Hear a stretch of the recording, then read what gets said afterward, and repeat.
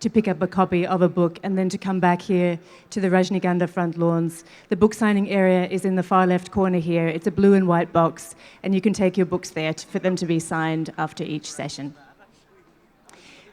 We may or may not have a Q&A at the end of this session because we have so many speakers. We'll play that a little bit by ear.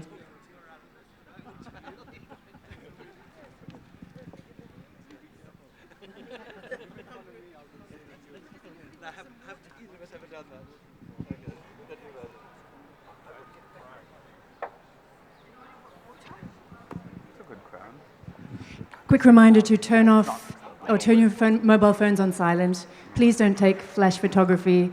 Please hold on to your belongings and don't litter the venue. This is actually a family home and we're trying to respect that fact.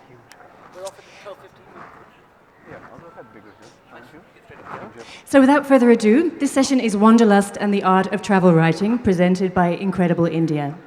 Please join me in giving a very warm welcome to Paul Theroux, Charles Glass, Samanth Subramanian, Sam Miller, Brigid Keenan, William Dalrymple, and an addition to the program, Akash Kapur. We thought... hello?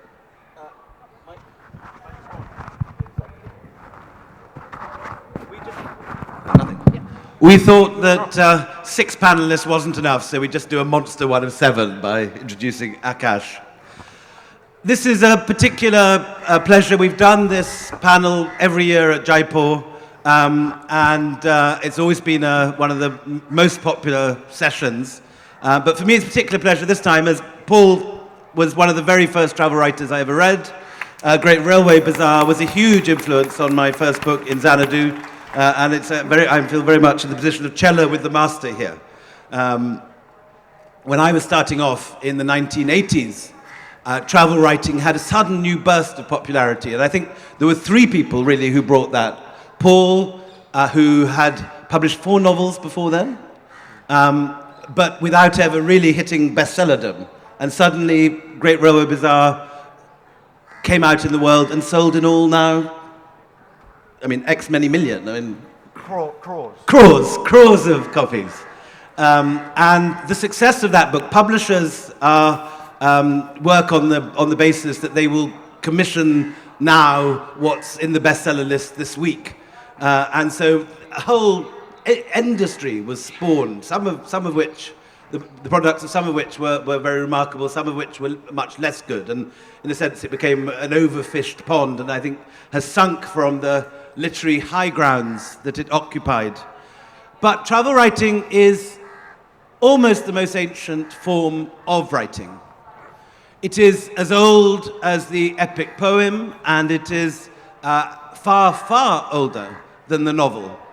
It's appeared almost independently in almost every culture in the world. The wanderings of the patriarchs of the Old Testament, the wanderings of the Pandava brothers in the Mahabharata, the wanderings of the ancient Sumerians, all these things are recorded. The Epic of Gilgamesh is essentially a travel book, the earliest books of mankind. Travel writing changes across continents and across time. Medieval travelers like Marco Polo and Ibn Battuta, and the great Chinese travel writers like Huan Sang, the monks recording the early Buddhist monasteries of India, give way in time to colonial travel writing, as you have figures like Alexander Burns going up to Afghanistan and essentially preparing the way for military conquest. They're very much outriders of the colonial system. Then by the 1930s, when the world has already been mapped and there's very little left to discover anew in the way there had been in the 19th century, people invent a kind of comic travel writing, the generation of Evelyn Waugh, Robert Byron, Aldous Huxley, Peter Fleming. And then it sort of goes to bed for a bit and disappears off the surface. And then Paul, Bruce Chatwin, and Patrick Leigh Fermor each produce a masterpiece in between about 1975 and 1977. The Great Railway Bazaar, Bruce Chatwin's in Patagonia, Patrick Leigh Fermor's A Time of Gifts, and the whole thing kicks off again for another decade. And today I think there's less travel writing than in the 1980s, but it has a much higher consistency of quality. People are not publishing the kind of dross that was coming out in the early 90s in this kind of overfished pond. What we plan to do is to start with Brigid. Brigid, the last time she was on this panel, complained that I kept her to 3 minutes and then took 7 minutes for myself. So she's going to get the first crack of the whip today. And then we'll go around in this order, ending with Charlie. I think each of you have got 6 minutes. So off you go. Okay, so I don't think good morning, sorry. I don't think I really belong on this panel at all because I hate traveling. I'm terrified of flying, terrified of buses, cars, everything. But traveling was thrust upon me. I was born in India and lived in India till I was 8. And then when I grew up, I fell in love with a diplomat. And he dragged me around the world in his wake for 37 years, in which my main function was to give glamorous dinner parties in countries where the only vegetables were potatoes and cabbage, and where I couldn't communicate with the cook.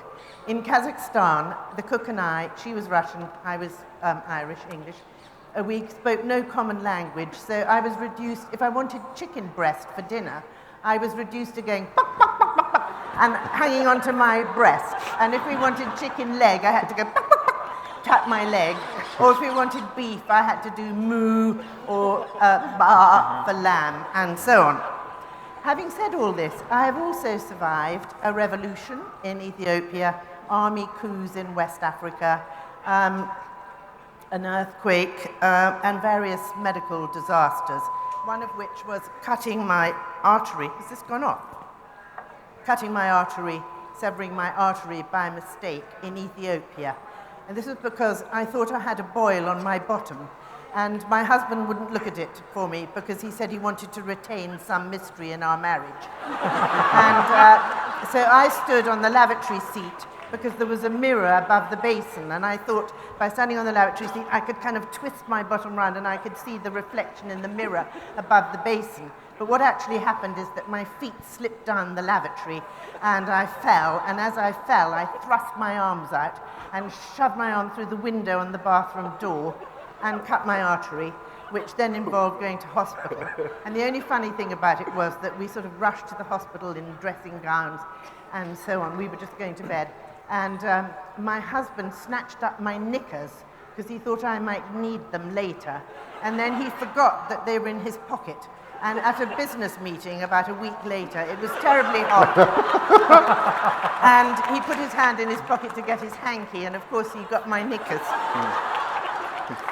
Anyway, in the end of the 80s, we were posted to India, and I'm going to read something about India that I wrote. And in fact, the things I wrote about India have always been my favorite things, probably because of being born here.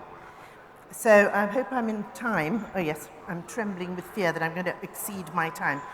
So nothing in India ever worked out quite how it was intended to. At a craft fair, I found a man making the most beautiful embroidered shoes. I ordered a pair, and since the shoemaker lived hundreds of miles from Delhi, near Jaipur, I asked for them to be sent by post. But a few weeks later, the shoemaker himself turned up at the gate with my order. The shoes were exquisite, but they were enormous. Why did he make them so big, I asked him, when he'd actually drawn around my foot on a piece of paper? He explained he thought my feet might have grown in the few weeks since he'd seen me. This, the human error factor, was what drove you bananas in India. But it was also precisely the most endearing thing about the place, because it meant that you never knew what was going to happen next. In India, truth was always stranger than fiction. I was brought up to believe that reading novels before lunch was decadent, because the hoovering had to be done first. For this reason, I always felt slightly guilty reading the Indian newspapers at breakfast. The story that gripped us most in all the time we were in India was the one headed, "Noted NAD exponent beheaded." The murder victim was apparently in the Guinness Book of Records because of his moustache, which was 6 foot long and worn coiled up on his cheeks like 2 giant Catherine wheels. At the time we read the story in the paper, the police had not yet found his killer, and my husband suggested that perhaps they should be looking for the man with the 5-foot, 11.5-inch moustache who wanted to get into the Guinness Book of Records. As for being a NAD exponent, the paper did not reveal what a NAD was, but we discovered later that it was a musical instrument which solved the arguments we'd been having about whether or not you could use the word NAD in Scrabble. With its vast population, events in India were always over the top. We once read a newspaper story about a car accident which read, "Of the 33 people travelling in the Jeep, 16 were gravely injured." 33 people travelling in a Jeep. How was this possible? When you saw the word mishap in an Indian newspaper, you had to brace yourself for something terrible.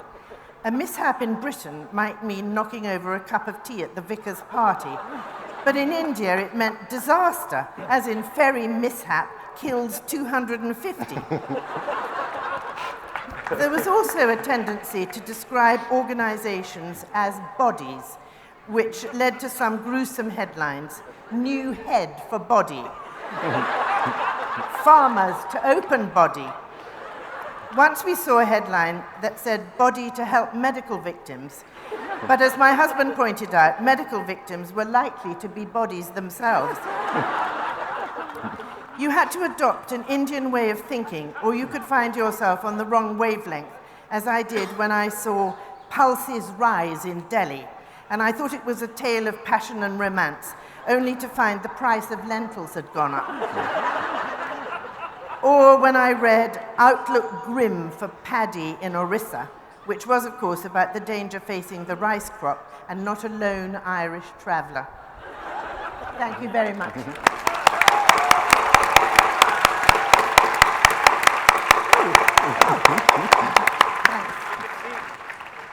You could see why I put Brigid on last time. Impossible act for anyone else to follow. Anyway, Oh, thank you very much. That is an impossible act.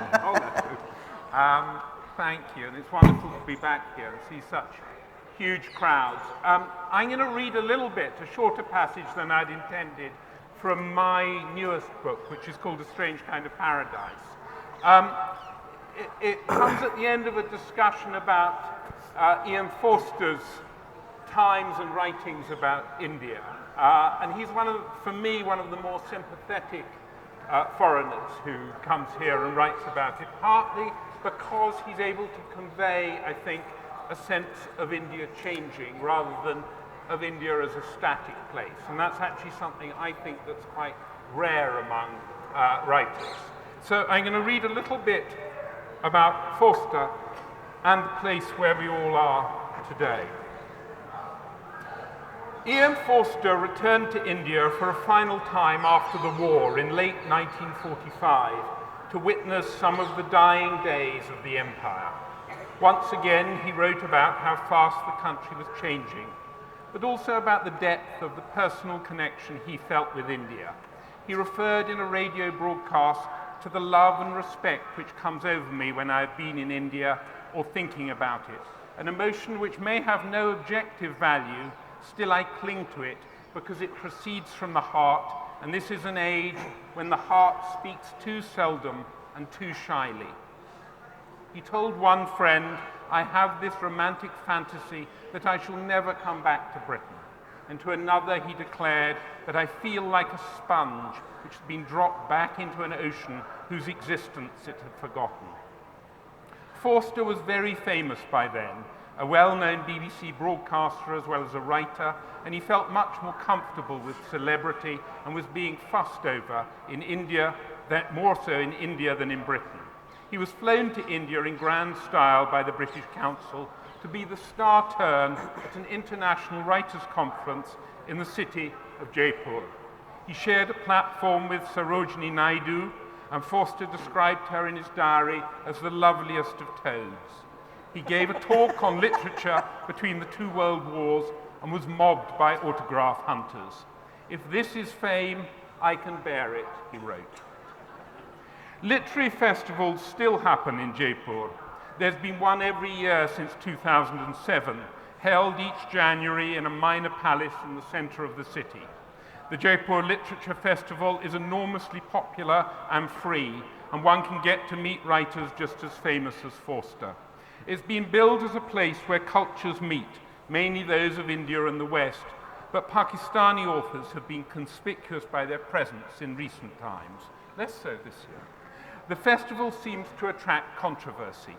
The 2012 festival was disrupted by the Rushdie affair, in which threats against Salman Rushdie led him to cancel his visit and prompted several authors to read out, apparently illegally, sections from the Satanic Verses.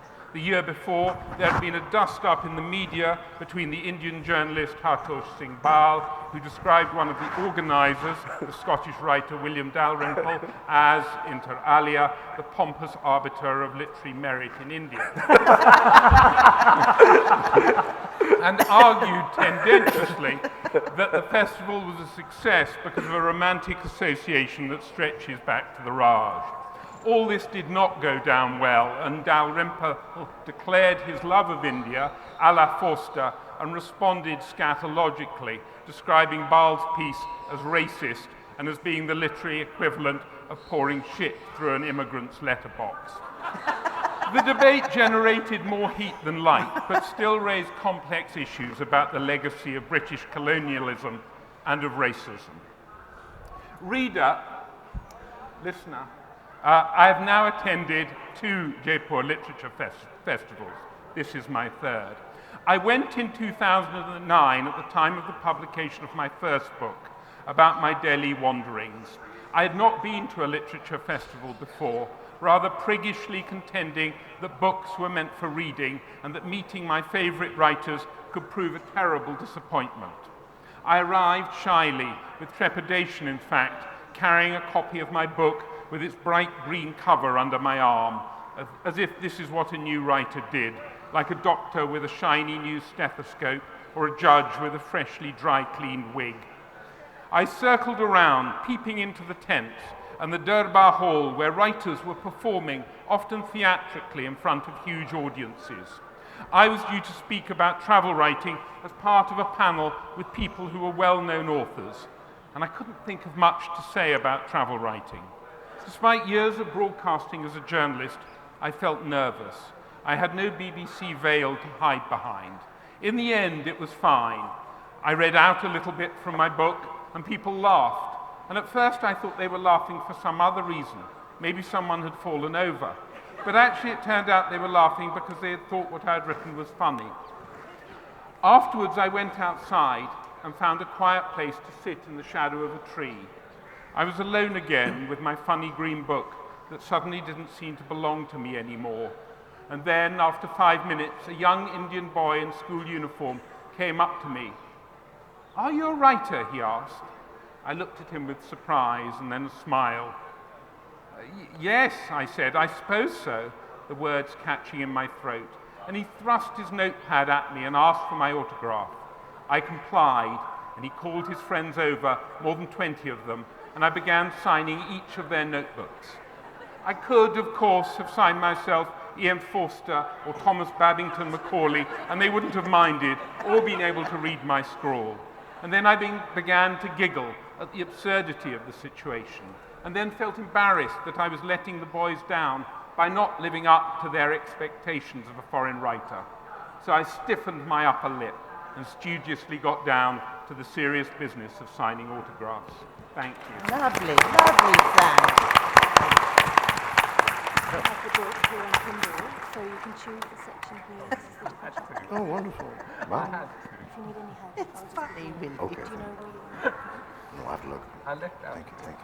Okay. What bit did you read? Something even worse. Thank you. Can you hear me? I was first in Jaipur in 1968 on my way to Singapore to take up a job. The next time I came was 1973. I think that was 42 years ago, and many of you are not 42 years old, so before you were born, I was here bewildered, trying to collect information for a travel book that would become the Great Railway Bazaar. I didn't have a book to write, so I thought, I was living in London at the time, I had written novels, I'm going to go look for a book. what you see here on the stage are people who don't sit at home trying to imagine what a place is. They go physically in search of experience of a book, and they go find the experience, find the book, bring it back, and publish it. That experience was really so pleasant, so illuminating. I did it again. I went to South America, I went to China, I went through from Cairo to Cape Town, I went around the Mediterranean, I went around the British Isles, I went to as many Pacific Isles as I could, and I published 10 travel books on the basis of that. But one place I hadn't been was my own country. And in particular, when I was on my last book in Angola, I was thinking, what is the relationship between Angola and my country, the South? Actually, many of the slaves in the South came from Angola in West Africa. So I thought, that book is called The Last Train to Zona Verde. After Zona Verde, I thought, I'm going to travel in the States, and I'm going to travel on my own, in my own car, and not go in a fixed itinerary, because an itinerary is crucial to all travel, but I'm just going to drive in eccentric circles around the South, beginning in the deep South, South Carolina, Georgia, Mississippi, Alabama, Arkansas, and a bit of Louisiana. And I discovered an amazing thing. If you stay in a motel in the South, you're less likely to say, how are you, hi y'all, what's new, but probably Kim Cho. Maybe Kya Hal Hai. You might want an onion with your hamburger. Will you say, I want an onion? No, you'd say, Dongri che, Dongri. Because 80% of the motels in the deep south of the United States are owned by Mr. Patel. So Kim Cho is more the greeting than how are y'all. First it started with low-end motels, then the chain motels. But it's a phenomenon in the United States that Indians from India rather than from East Africa own the motels. Run the motels, the convenience stores, and the gas stations, or the petrol stations, as you might say. I actually asked one once, why don't you run restaurants? He said, it's very interesting you should ask that question, because if you run a restaurant, you have to taste the food. And it might be meat. So I said, okay, I understand that. That's great.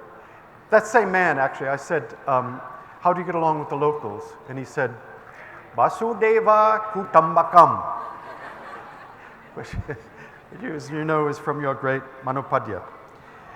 Okay, I'm going to read you, this is a work in progress. I'll read you the first couple of pages of my book about the South, which will be published next year.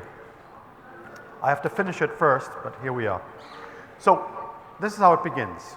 In Tuscaloosa, Alabama, on a hot Sunday morning in early October, I sat in my car in the parking lot of a motel owned by Mr. Patel, studying a map, trying to locate a certain church. I was not looking for more religion or to be voyeuristically stimulated by travel. I was hoping for music and uplift, sacred steel and celebration, and maybe a friend.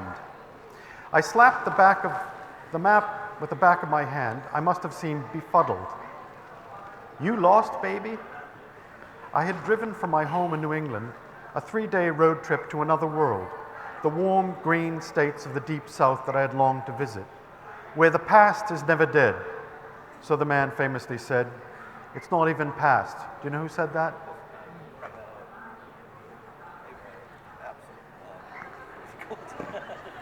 William Faulkner. Absolutely. Okay, he said, in the South, the past is never dead, it's not even past. Later that month, a black barber snipping my hair in Greensboro, speaking of its racial turmoil today, laughed and said to me in a sort of paraphrase of that writer, whom he'd never heard of and never read, history is alive and well here. That was Greensboro, Alabama. A famous book was written there called Let Us Now Praise Famous Men. And that's one reason I went to Alabama. A church in the South is the beating heart of the community, the social center, the anchor of faith, the beacon of light, the arena of music, the gathering place offering hope, counsel, welfare, warmth, fellowship, melody, harmony, and snacks. In some churches, snake handling, foot washing, and glossolalia too. Poverty is well dressed in churches, and everyone is approachable. As powerful and revealing a cultural event, a Southern church service was on a par with a football game or a gun show. People say there's a church on every corner. And that's also why, when a church is bombed, and this was the 50th anniversary of the bombing of the 16th Street Baptist Church in Birmingham, in which 4 little girls were murdered, the heart is torn out of a congregation and a community is plunged into pure anguish. I went to the South because it was the 50th anniversary of the Civil Rights Movement. You lost? It was the woman next to me. Her voice was so soft I hadn't realized she'd been talking to me. It was the woman in the car beside me, a sun-faded sedan with a crushed and cracked rear bumper. She drinks a cup of coffee, and I said, "I'm a stranger here." She said, "Ain't no strangers here." She said, and gave me a merry smile.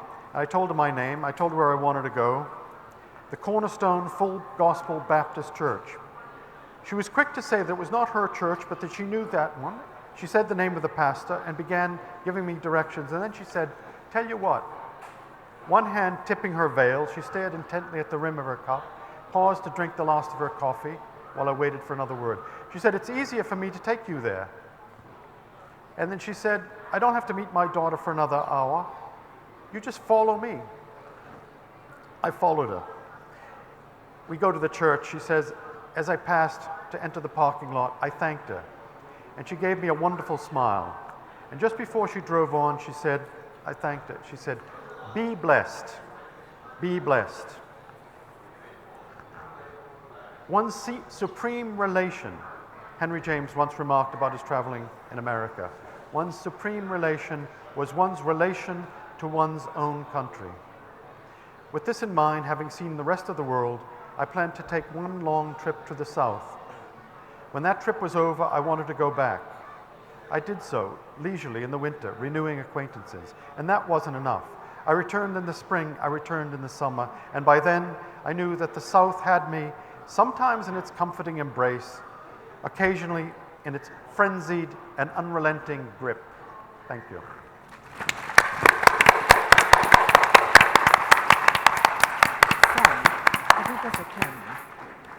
I'm going to read here. I'm going to read a short passage from a book called From the Holy Mountain. Just they'll never believe. With most books that you write, it's the fate of the writer to see the subject become less and less relevant. Can I have the mic up, please? Can you hear now? Still not. Is there a mobile mic I can have? Hand mic. Can you see the audience? Do you want to just do that as well?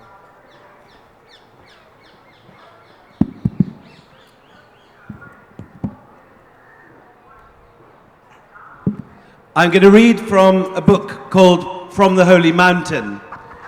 In most cases, when you publish a book, you see that book become less and less relevant as time goes on until it becomes, particularly if it's a travel book, just a reflection of a world which existed when you were younger and which is no longer there. That's slightly the case with my book on Delhi, City of Jinns. When I wrote it, Delhi was a city of 200,000 people. It's now sort of 26.5 million or whatever it is, if you include Gurgaon, Faridabad, and so on.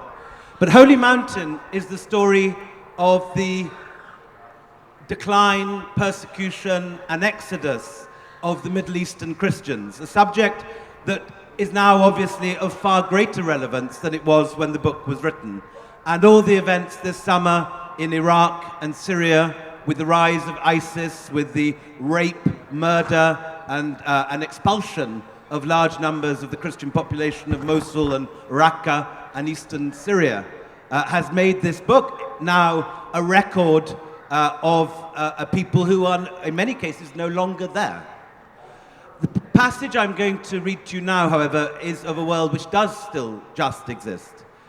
Across the Middle East, there still survive these ancient Orthodox monasteries. And walking into them is like going into a time machine. You are entering a world that lives by rules written by monastic saints in the 5th century, where men sing hymns in the language of 5th century Byzantium, and where the superstitions and prejudices of an earlier age still very much intact. And yet there are also places of great beauty, often with fantastic frescoes or mosaics and phenomenal artworks. I've seen whole monasteries that I visited empty now. St. Catherine's in Sinai, which has the greatest collection of manuscripts and paintings of the Byzantine period in the Middle East, is now left with just one monk in it. All the other monks have fled, as Sinai is now an extreme emergency zone. And it's protected by the Egyptian army, but surrounded in a sea of jihadis. It's also protected by the local Bedouin tribe, who were Christian Bedouin, who were brought to protect the monastery by Justinian in the 6th century. The passage I'm going to read to you now, though, is a monastery on the West Bank called Marsaba, and my encounter with the monastery guest master, who's a man called Father Theophanes. "Look at it," said Father Theophanes, the monastery's tall, gaunt guest master, waving a hand at the dark, rocky gorge beneath us. "There it is, the valley of doom, the valley of dreadful judgment."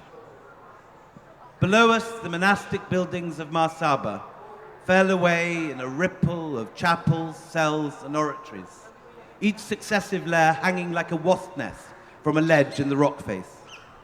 Opposite, the top of the cliff wall had turned an almost unnatural shade of red in the last of the evening light. The rock was pitted with caves, each formerly the cell of a Byzantine monk. All were now deserted. "It's very beautiful," I said. "Beautiful," said Father Theophanes, rustling his robes in horror. "Beautiful! See down there at the bottom the river. Nowadays it's just sewage from Jerusalem. But on Judgment Day, that's where the river of blood is going to flow. It's going to be full of Freemasons, whores and heretics, Protestant schismatics, Jews and Catholics. More ouzo, please." The monk poured a thimbleful of spirit into a small glass. When I gulped it down, he continued with his apocalypse. "At the head of the damned will be a troop composed of all the popes of Rome, followed by their deputies, the vice presidents of the Freemasons." "Are you saying the Pope is a Freemason?" I asked. "A Freemason? He's the president of the Freemasons. Everyone knows this. Each morning he worships the devil in the form of a naked woman with the head of a goat." "Actually," I said, "I'm a Catholic." "Then," said Father Theophanes, "unless you convert to orthodoxy, you too will follow your Pope down that valley through the scorching fire. We will watch you from this balcony," he added. "But of course, by then, it'll be too late to save you." Anyway, I stayed with Father Theophanes for a week as he raved about the Freemasons and the conspiracies. And only at the very end, as I was leaving, did I pluck up the courage to ask him what this was all about, why he was so fast. "Father Theophanes," I asked, my curiosity finally getting the better of me, "I don't understand why you're so worried by the Freemasons." "Because they are the legions of the Antichrist," he said. "The stormtroopers of the whore of Babylon." "But I thought these days Freemasons just held coffee mornings and bridge evenings and that sort of thing." "Bridge evenings?" he said, pronouncing the word as if it was some sort of satanic ritual. "Probably this bridge evening also. But their main activity is to worship the devil. There are many steps," he said, nodding knowingly. "But the final step, is to meet with the devil and have homosexual relations with him. After this, he makes you Pope, or sometimes President of the United States." "President of the United States?" I said. "Certainly," he said, "this has been proved. All the presidents of the United States have been Freemasons, except Kennedy. And you know what happened to him." Can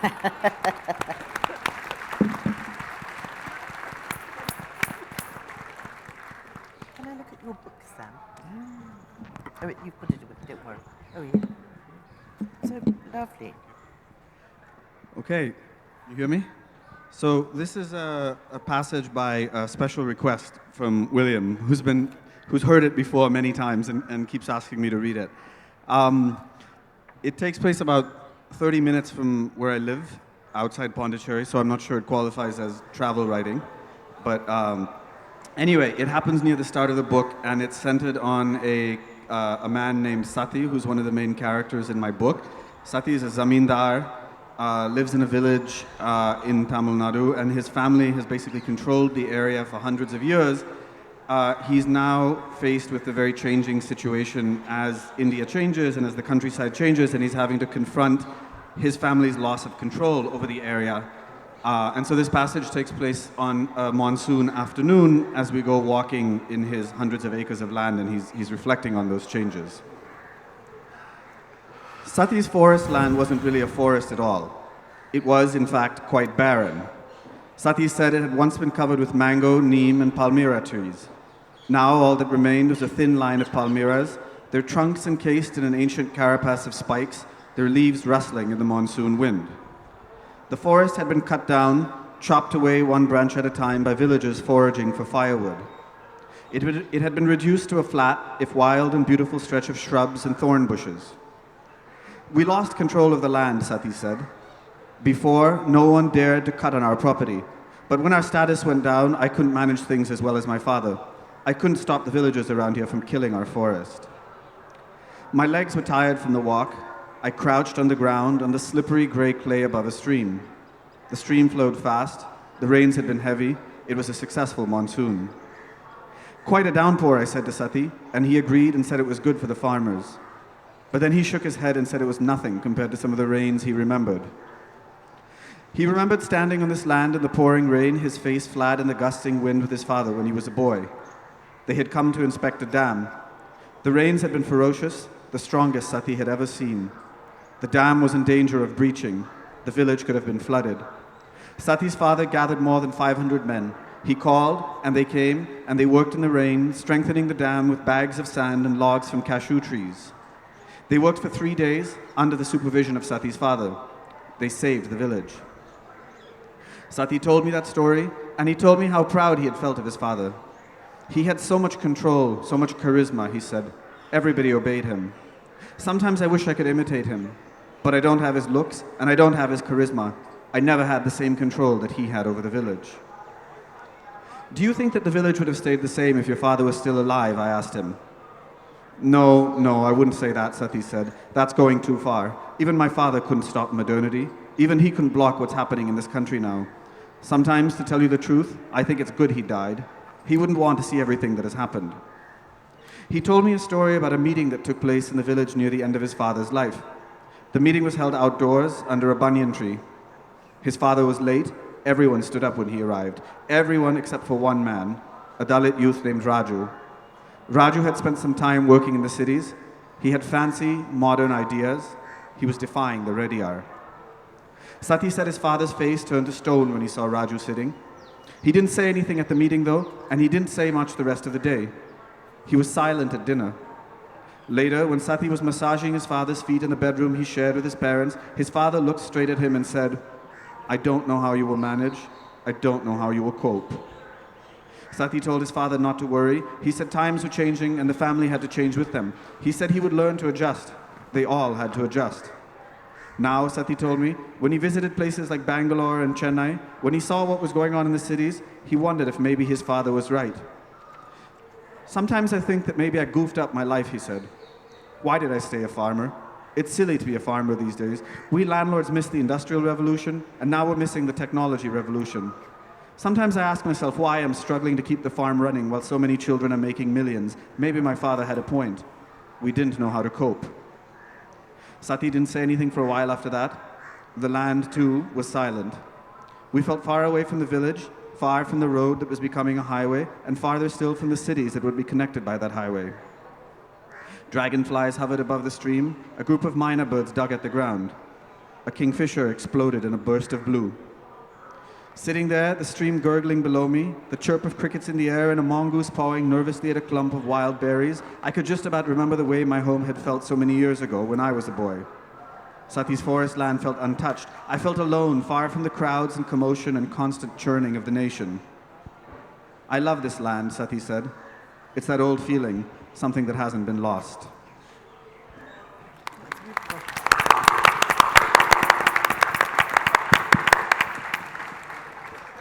I'm going to be reading from my new book, This Divided Island, Stories from the Sri Lankan War. This is for two reasons. The first is that William has asked me to be on this panel 4 years in a row. I have one travel book, and I've read from that 3 times. But second, also, I believe that there's an element of travel writing in every kind of journalism that we do, in every kind of nonfiction that we do. So I'm reading out a sort of short passage that demonstrates a little bit of that. Every 2 or 3 days in Jaffna, I walk down the road and around the corner to an internet cafe on the first floor of a pink building. I took off my shoes at the door as instructed and sat at one of the free terminals to check my email. Each computer sat in a half cubicle of blonde wood so that nobody could easily see what was on your monitor. Within this sheath of privacy, people conducted their work, quiet as mice, and then left. One day from the cubicle next to mine, I heard the low burble of a young man on Skype. The wood muffled the words, but not the melting, teasing tone. He was speaking to his wife or girlfriend, either way somebody who lived far from Jaffna. At the end of half an hour, the tone changed. He seemed to be protesting something, once, twice, and then he gave in. He cleared his throat and launched into a love song from an old Tamil film. At first he sang with some embarrassment, but then more gaily, his voice almost fully off tune, but impossibly endearing. I stopped mid-email and eavesdropped without shame. He sang for 5 or 7 minutes, completing the song once, but circling back to the first verse and going through it all over again.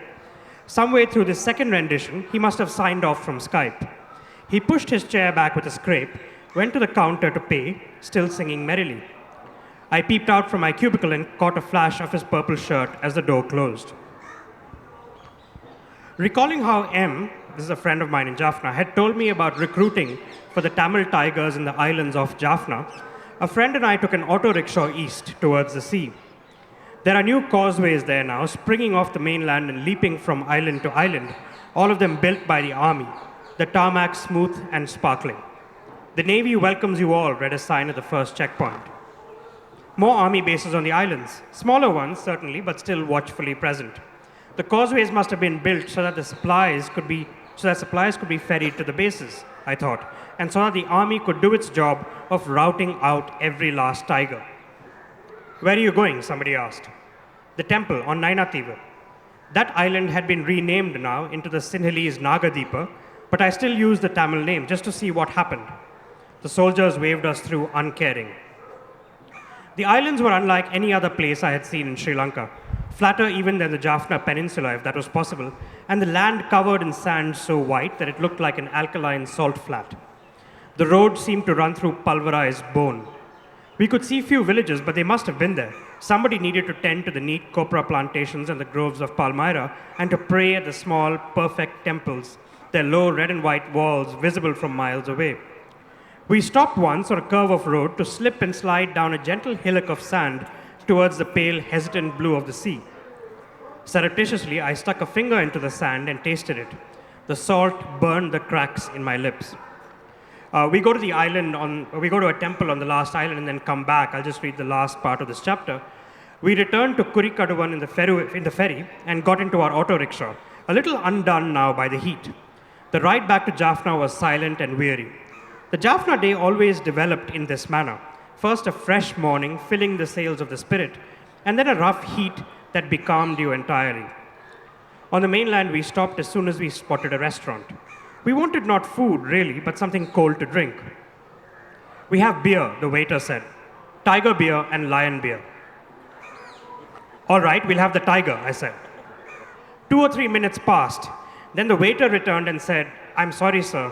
The tiger is all finished. We only have the lion. My friend looked at me, both our mouths agape. It's a good thing you have me here as a witness, she said. Nobody would have ever believed that conversation actually happened.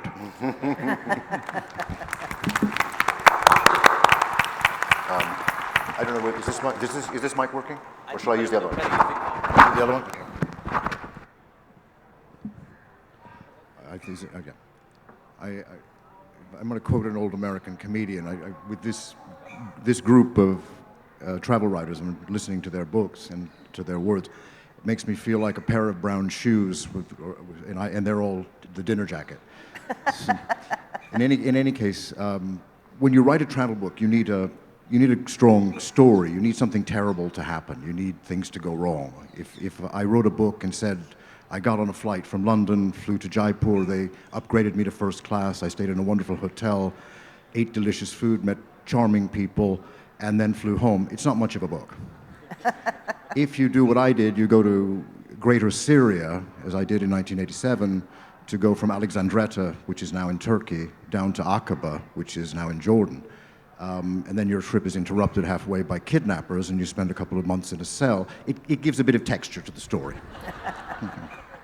At the time I went to Syria, the Cold War was still on, and they used to tell a joke in Damascus about a public opinion poll that was taken all around the world. And the question that was asked was, what is your opinion of eating meat? And in Poland, people said, what do you mean by meat? And in Ethiopia, they said, what do you mean by eating? But in Syria, they said, what do you mean, what is your opinion? Because no one in the history of Syria had ever asked their opinions about anything, which is why they've had a succession of dictators, and they now have a civil war against their wishes.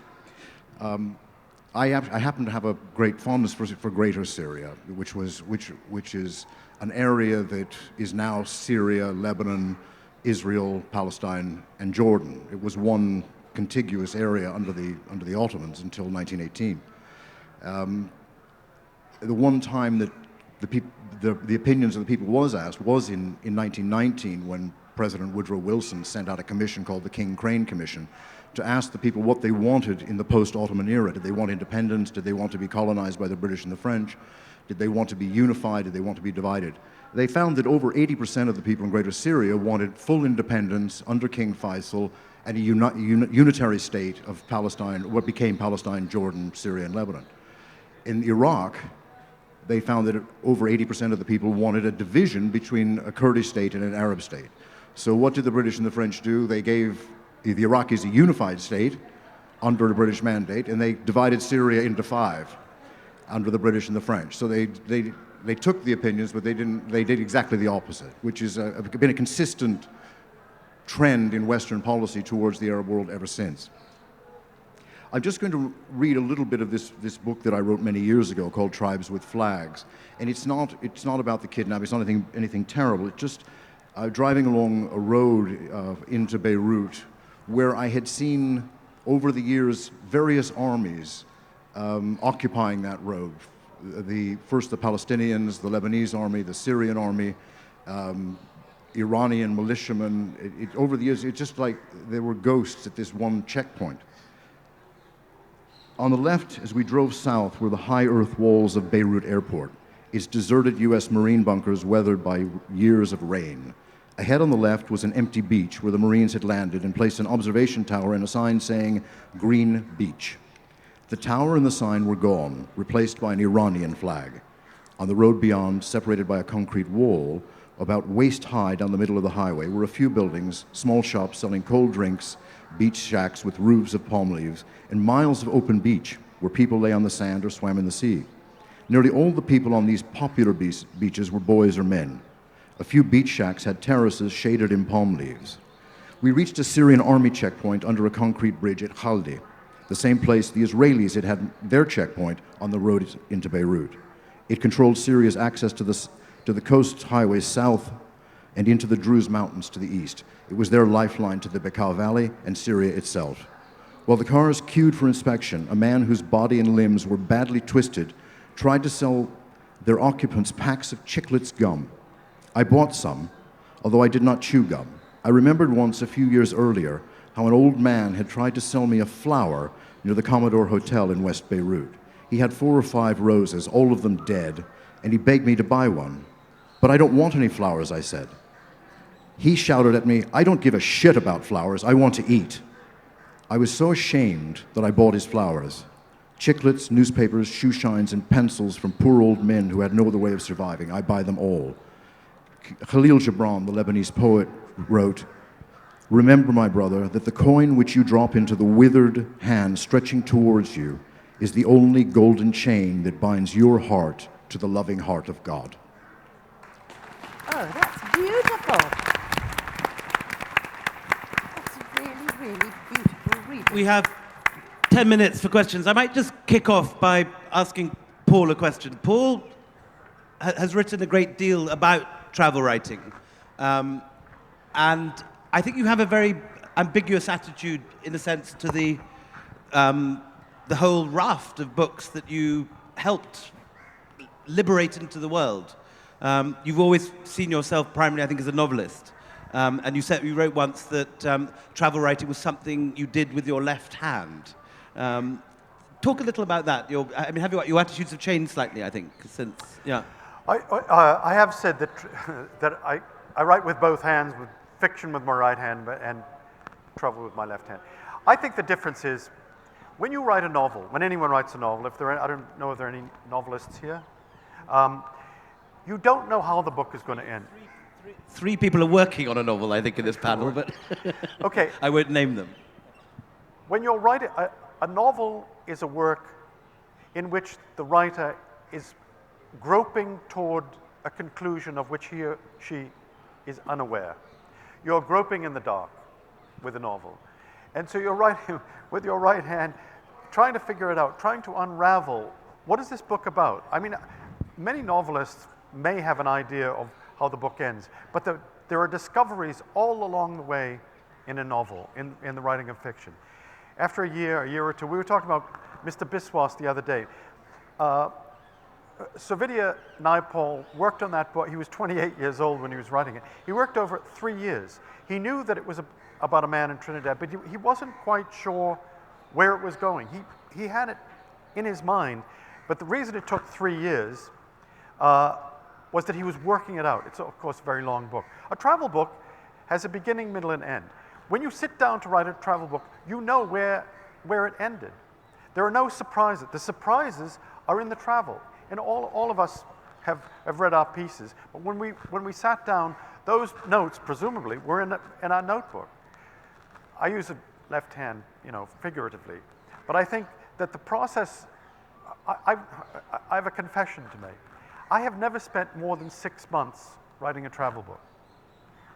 I've spent years. The Mosquito Coast took me 2.5 years to write. A travel book, I mean, it's not a big confession. What's the problem? Why would anyone get writer's block writing a travel book? You have your notes, you sit down, you have a cup of tea, you sit down in the morning, and you say, now I'm in Jerusalem, or now I'm in Abu Dhabi, or now I'm in Cape Town. And I went on from there, and you see it, it's all there. It's there. So the great thrill of a travel book is the ability to take the trip.